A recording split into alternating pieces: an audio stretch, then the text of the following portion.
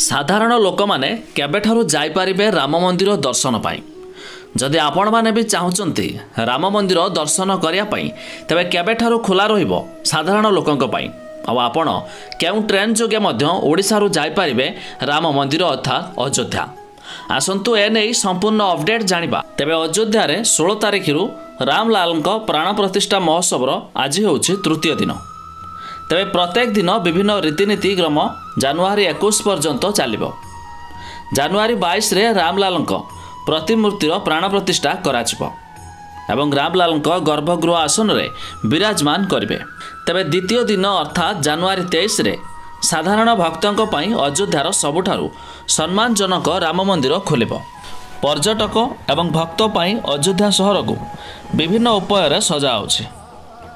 अयोध्या को आसुथिबा भक्त माने देवभूमि उत्तराखंडर चारिधामर झलक मध्य पाइबे।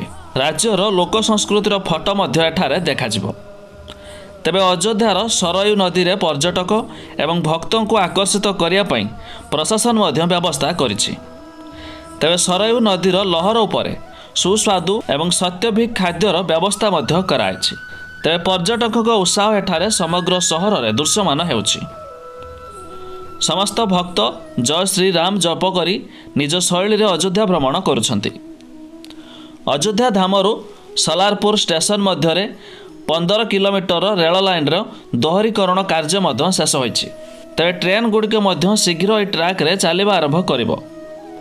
तेबे देशरु आसुथिबा भक्तों पई अनेक ट्रेन एवं विमान चलाचल करुछि। या छड़ा जदि आपण माने एबे अयोध्या जिबा पई चाहुचंती तेबे आपण को प्रथमे हावड़ा स्टेशन को ट्रेन रे जिबाकू पड़िबो। तेबे हावड़ा स्टेशन रो सीधा अयोध्या को जाउछि ट्रेन बा राम मंदिर को जाउछि ट्रेन। आपण मध्य ओडिसा रो जाई पारिबे हावड़ा रो जाई पारिबे सीधा अयोध्या को। एहा छड़ा खूब शीघ्र ओडिसा रो सीधा अयोध्या को ट्रेन चलाचल मध्य हबाकू जाउछि, जहा मध्य आगामी दिन रे आपण माने सीधा अयोध्या को सही ट्रेन रे जाई पारिबे। तेबे आपण माने जदि जिबाकू चाहुचंती कमेंट रे निश्चित लेखंतु जय श्री राम।